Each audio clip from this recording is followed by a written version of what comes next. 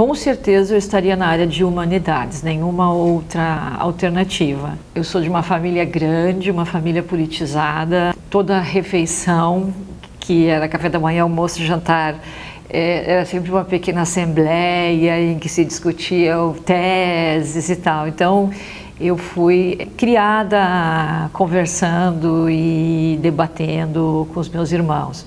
E também estudei num colégio típico dos anos 70, uma escola privada com forte pendor humanista e tal. Então, nunca me ocorreu ser outra coisa. Eu não me lembro de ter feito uma escolha. Para mim, aquilo era como um desaguadouro natural. Levei muito tempo para fazer o curso de graduação, porque eu trabalhava e aí as aulas eram aulas basicamente de seminário, então eu tinha vergonha de ir para aula sem ter lido o texto, então eu fazia no máximo 4 cursos por semestre.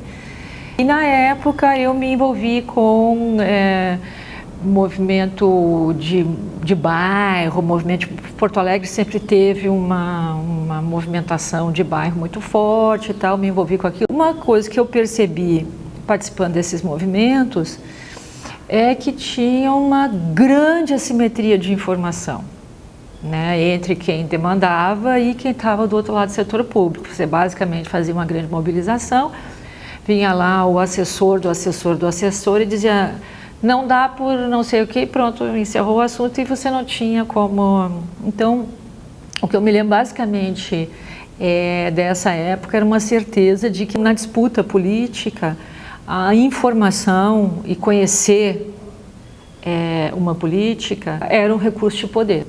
E é isso que eu quero fazer.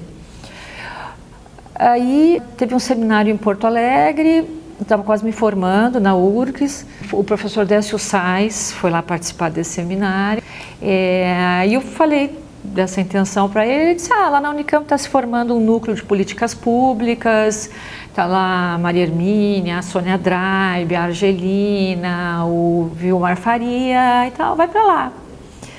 E aí eu fiz a seleção e entrei. Depois eu vim a saber que o maior inimigo desse núcleo era o próprio Décio Sais, que era totalmente contra aquela linha de abordagem. Então ele foi assim, super honesto. Eu tinha uma demanda, ele respondeu a minha demanda, mas se fosse orientando ele, eu acho que ele não deixaria fazer. E eu queria entender de políticas públicas, como é que o Estado funcionava. E ali, do ponto de vista intelectual, foi uma ruptura bem importante, porque quem vem de movimentos sociais, pelo menos daquela época, eu não sei como é que é hoje, naquela época você tinha a chave da sociedade civil e não importava como fosse o Estado. E toda a abordagem do curso que eu fiz era uma abordagem de como o Estado funciona, quais são os determinantes. Então você olhava os mesmos fenômenos com uma chave analítica diferente, né?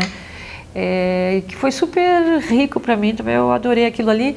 Aí, acho que estava no primeiro ano de graduação, de mestrado. A coordenadora do núcleo de políticas públicas, que era a Sônia Draibe, à época me convidou para ser pesquisadora, e eu fiquei lá feliz da vida. Mas aí a Argelina um dia disse assim: Marta, você tem que ser professora. Aí eu achei que era uma minha orientadora, uma pessoa de bom senso, então eu achei que eu tinha que ser professora.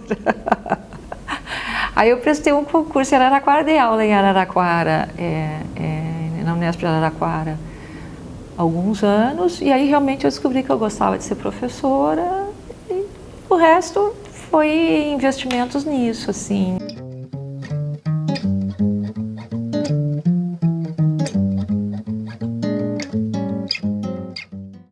Eu terminei a tese de doutorado dando aula, mas ainda assim eu dava aula sobre políticas públicas, história do Brasil, não estava assim, não era exatamente sobre o tema da tese, mas estava muito próximo. Na verdade, eu fui dar aula em Araraquara, mas em termos de grupo de interlocução, né, eu permaneci sempre ligada a um grupo que orbitava em torno da Argelina. Era o Fernando, o Edu, a Vera Chatan. Então eu passei a integrar o SEM quando eu vim para a USP. Eu prestei 3 concursos aqui no USP, eu entrei no 3º concurso. Na verdade, eu nem sei quantos concursos eu fiz na vida, eu fiz vários. Aqui eu tenho certeza que eu fiz 3. Eu prestei um concurso, eu acho que naquele concurso quem entrou foi o Álvaro De Vita e o Fernando Haddad. Depois eu prestei um concurso e eu acho que quem entrou naquele concurso foi o Edu. E depois eu prestei um concurso e eu entrei. E claro que concurso é sempre uma coisa super desgastante, super difícil, né? Mas eu não me lembro de ter tido muitos dilemas, assim. Talvez por temperamento também, porque eu não sou uma pessoa de ficar muito dividida sobre as coisas durante muito tempo. Eu tenho a sensação, pode ser um raciocínio exposto, assim, elas foram acontecendo, nunca foi nada, assim, nunca tive nada muito planejado, assim, muito pensado. Elas foram acontecendo e aí eu quero fazer isso aqui, e começar a fazer e pronto.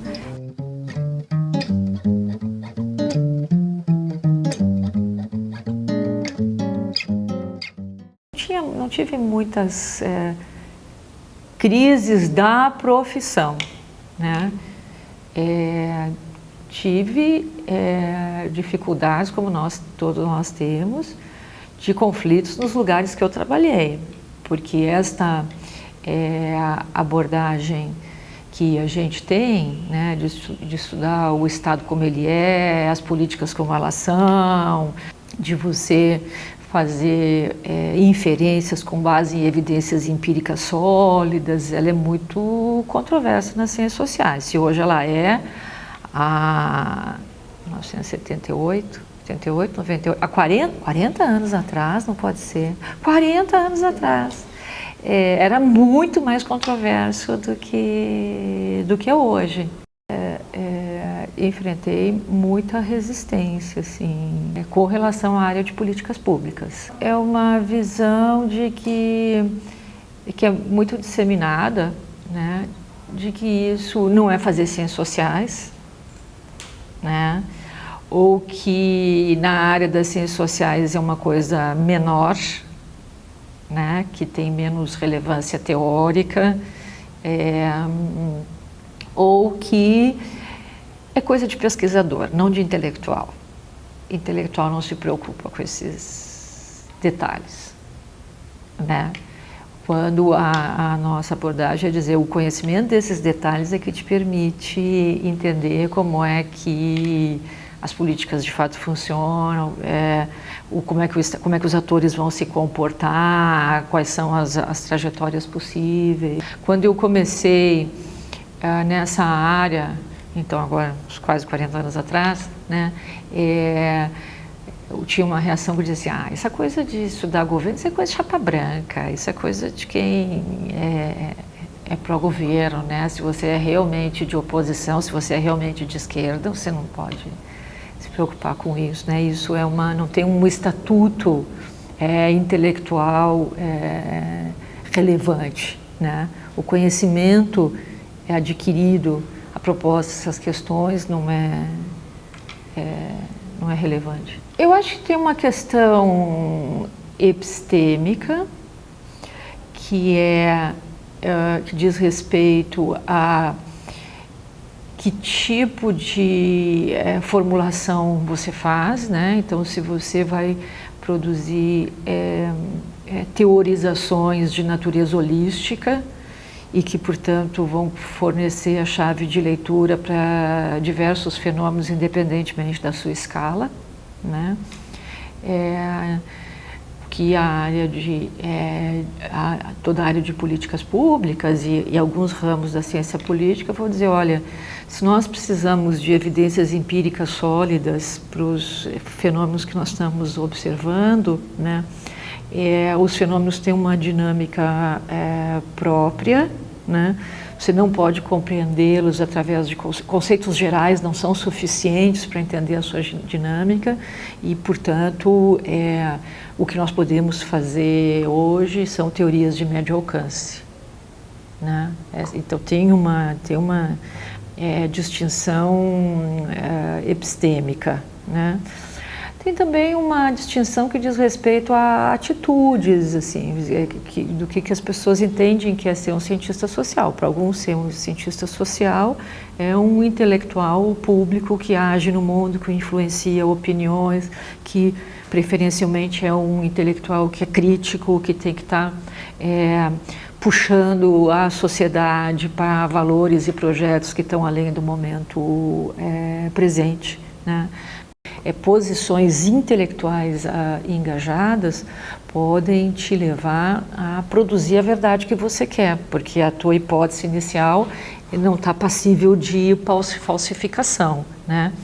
O que eu prefiro é um tipo de abordagem que você tem, você pode formular dedutivamente hipóteses iniciais, mas você tem que reunir evidências empíricas para que permitam falsificar ou não a tua hipótese original. Então, tem uma divergência que tem a ver com visões, né, do que é o papel do cientista social no mundo. Eu acho que essas duas visões são igualmente legítimas. Eu prefiro a segunda e me identifico com a segunda e pratico a segunda e formo alunos para estar na segunda. Mas são divergências que de fato existem, né? E obviamente que quando você acredita numa visão, né, você vai mobilizar recursos para reproduzir aquela visão, né? Então, portanto, você vai tratar aquele que tem uma visão diferente da sua como alguém que deve ser desafiado intelectualmente, né? E eu tive uma formação em ciências sociais na URGS muito boa. Então, todos esses dilemas de escolhas intelectuais, né, escolhas epistemológicas, escolhas de atitudes, uma vez sendo cientista social, que tipo de cientista social eu queria ser, e isso ficou muito claro para mim já na graduação.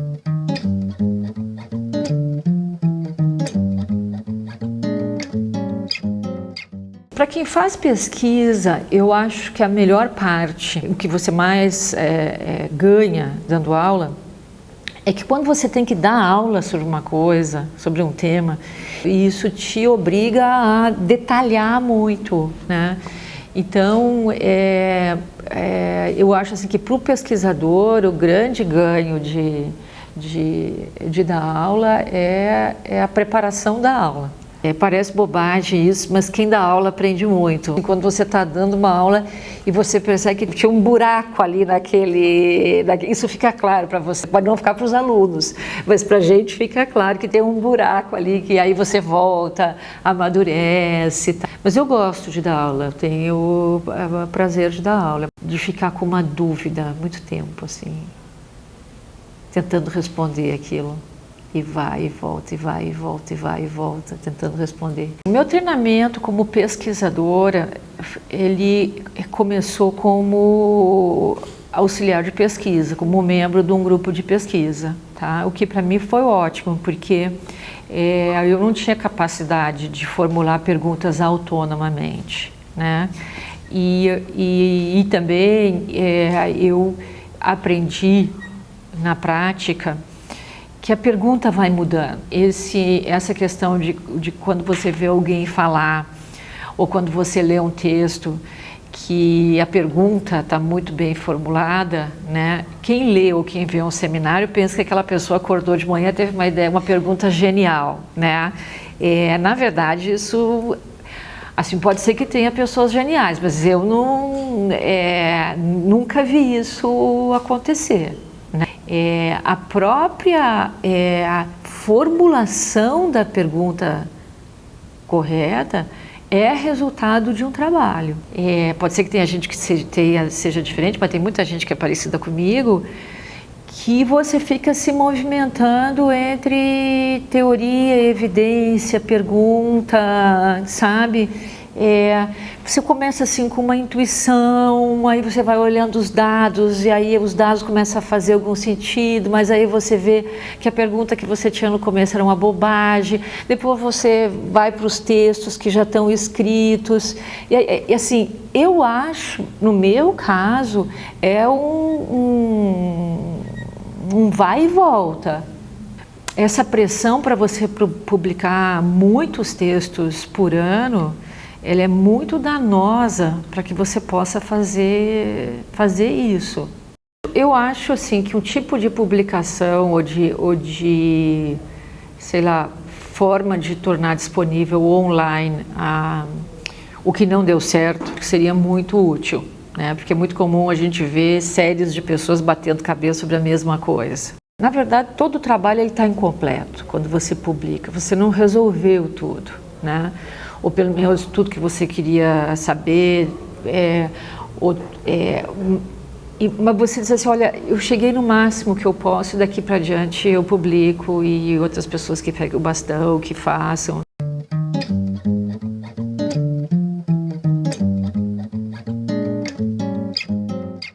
O que eu acho, não só dos centros de pesquisa, mas das ciências sociais em geral, é que nós temos uma forma de divulgação dos nossos resultados de que ela só é acessível para quem tem a mesma formação, né? Nós estamos falando para os iguais, nós estamos nos comunicando com os iguais, então nós usamos categorias que só os iguais entendem, né? Nós como disciplina, né? Eu acho que até os cientistas políticos, nem tanto, porque os cientistas políticos no Brasil são muito ativos no debate público, estão presentes nos jornais, estão presentes na televisão, mas eu acho que nós deveríamos encontrar formas mais ágeis, mais acessíveis, mais friendly para comunicar resultados de pesquisa, né? Seja para o público em geral, que tem interesse sobre esses temas, mas também para decisores, para quem toma decisão de política. O cara não pode ser obrigado a ler 10 teses para tomar uma decisão sobre uma linha de ônibus, entendeu? A gente tem que ter formas mais ágeis, mas isso é muito difícil para nós, muito difícil, porque nós somos treinados numa linguagem que é muito técnica, né? Eu acho que a gente deveria ter mais colaboração com bons jornalistas para fazer divulgação para o público em geral. Eu acho que todo mundo tem que ser pesquisador. Muitos trabalhos muito nobres e de muita utilidade que alguém que tem uma boa formação em ciências sociais poderia fazer. Um deles é a divulgação científica. Para ser pesquisador, você tem que ter determinadas características de caráter mesmo, sabe? Você tem que aguentar a dúvida, você tem que ter paciência, você tem que ter muita tolerância com você mesmo, né? Então, assim, não é todo mundo que tem que ser pesquisador, né? E isso eu acho que é outro trabalho que nós, professores, devemos fazer, né? Porque a gente tende a supervalorizar o pesquisador, né? Como se digamos, a carreira de pesquisador fosse a mega carreira e as outras fossem carreiras menores. Isso está errado. Isso não é verdade.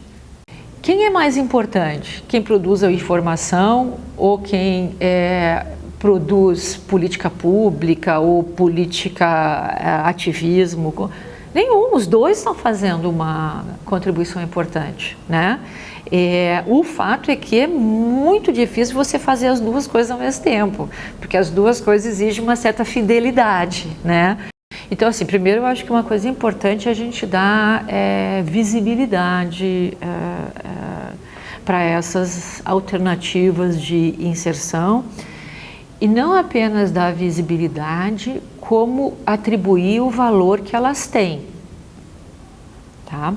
Porque você não ser acadêmico não pode ser encarado como um plano B, né? Não, então já que não deu para ser acadêmico, eu fui fazer outra coisa. Não, as outras escolhas são igualmente legítimas, igualmente prazerosas e as pessoas têm que achar o seu caminho, né? Então, tem muita gente que vai para assessoria de governo, tem muita gente que vai para avaliação de mercado, tem muita gente que vai fazer advisor, tem gente que vai para a ONG, tem gente que vai ser jornalista especializado em política, né?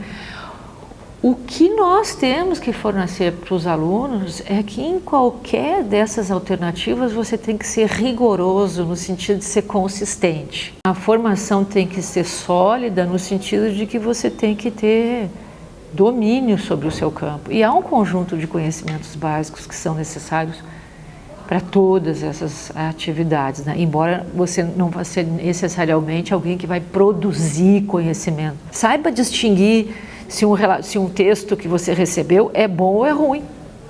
Para você discriminar como gestor se uma informação é boa ou é ruim, você precisa ter uma boa formação.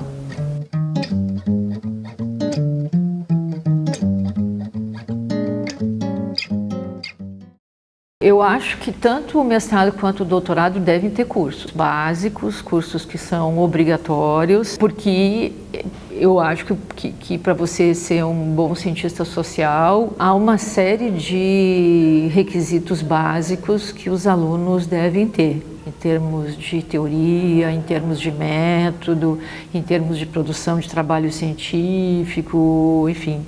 Eu seria favorável, tanto no mestrado quanto no doutorado, uma carga grande de cursos, né?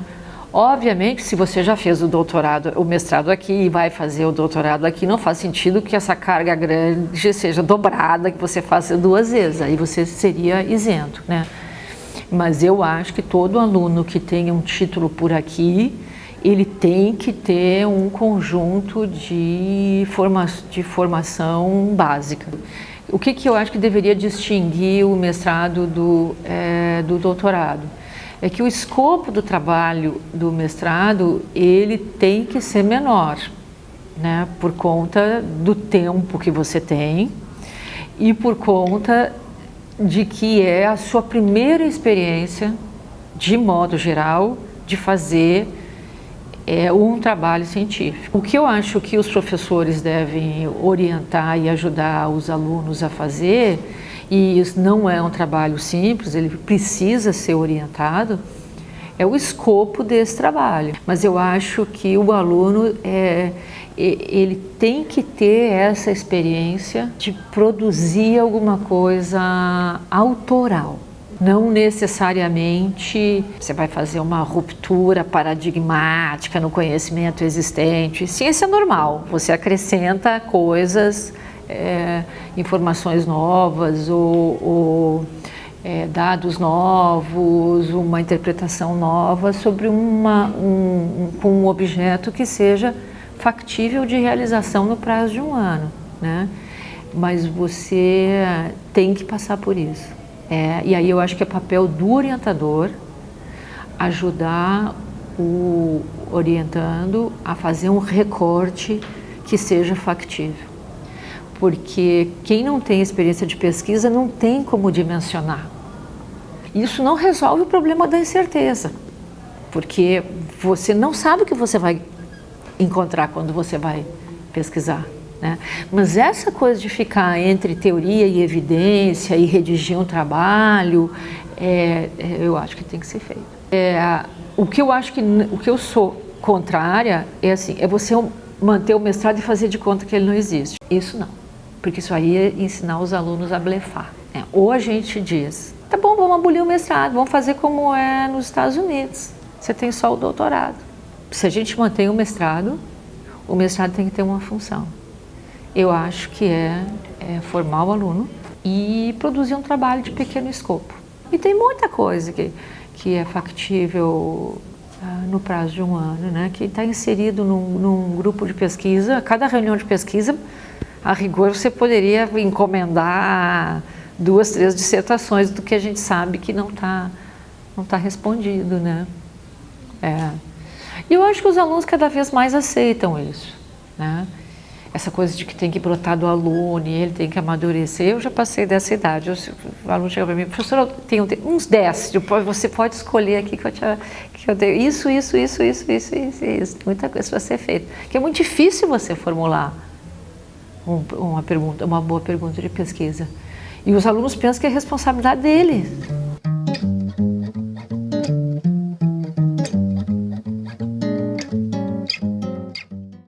Tanto quando eu fiz graduação, quando eu fiz pós-graduação, mestrado e doutorado, a escala da universidade era muito pequena, né? As turmas de graduação eram muito pequenas, Eu fiz a minha graduação, a grande parte dela eram seminários de leitura com no máximo 10 alunos. E eu fiz mestrado e doutorado também com seminários de leitura com turmas de, no máximo, 10 alunos, com muita frequência, turmas de 5, 6 alunos. Então era um mundo muito pequeno e, portanto, quer dizer, muito elitizado, você também poderia dizer, né? E, portanto, a disputa por recursos não era muito grande. Você entrava, tinha uma bolsa. A grande formação era conceitual, dedutiva, a gente não tinha formação em métodos, uma tabela de frequência já era uma coisa super sofisticada de fazer, até porque isso era final dos anos 80, então acesso a dados também, você tinha que ir nos órgãos de governo, a pegar todos os dados. Para montar uma tabela de frequência levava dois meses trabalhando, porque você tinha que juntar os dados, fazer sentido, catar daqui, catar de lá. Métodos de pesquisa em geral, sejam eles qualitativos, sejam eles quantitativos, eu acho que a única coisa que se tinha maior consciência era o do uso dos métodos etnográficos na antropologia, né? Mas a sociologia e a ciência política eram basicamente ensaístas. O mundo, tanto da graduação quanto da pós-graduação, hoje é completamente diferente. Em 1980, só 2% dos jovens com mais de 18 anos de idade tinham concluído a graduação. Hoje são 10%. Ainda é muito pouco, mas multiplicou por 6, porque 10% é sobre o total. Como a população foi crescendo, o percentual multiplicou por 5, mas os números absolutos multiplicaram por 6. E a demanda por consistência da informação, o ensino de métodos, enfim, expandiu muito, sofisticou muito as ciências sociais. Centros de pesquisa era uma coisa super rara, né, de ciências sociais na universidade. Os órgãos de pesquisa eram o IPEA, o IBGE. A ideia de trabalhar coletivamente era uma coisa muito rara nas ciências sociais, né? Era lá o intelectual e seus livros e seu saber, né? Você dava palestra, você não se submetia a um seminário. A Unbox era era de pós-graduação, então era super elitista, né? A gente a rigor só poderia ir depois que terminasse o doutorado. Então a comunidade cresceu muito, sofisticou muito, é mais demandante. Eu acho que se tornou muito mais interessante a comunidade hoje, né?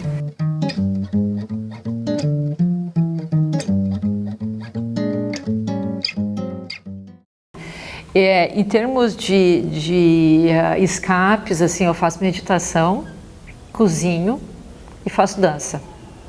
Meditação eu faço diariamente, dança eu faço 2 vezes por semana e cozinhar eu cozinho no final de semana. Então são momentos em que eu realmente não penso.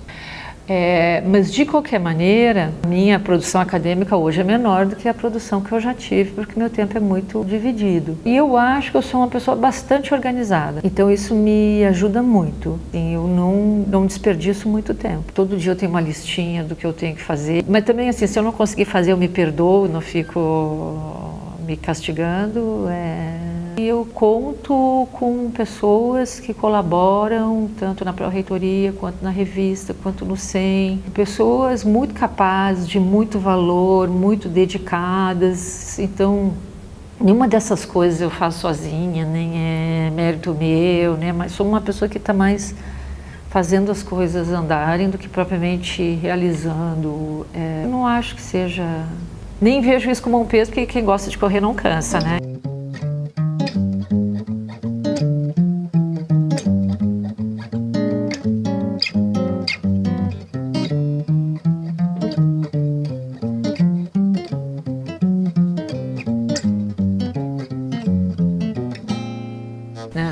O meu marido diz que eu sou assim, Eu estou trabalhando num lugar, começa a cair uma goteira aqui, eu passo para o lado e sigo. Eu achei muito legal esse projeto de vocês, assim, interessante. Na verdade, eu estou um pouco surpresa que eu tenha falado tanto, porque quando eu vejo, meu Deus, o que eu tenho para falar? Acho que eu não tenho nada para falar. Eu me mudei de Porto Alegre para Campinas. Campinas, eu fui morar em Paris, depois voltei para Campinas, depois fui para os Estados Unidos, depois voltei para Campinas, depois fui para Itália, depois voltei, depois fui para Vinhedo.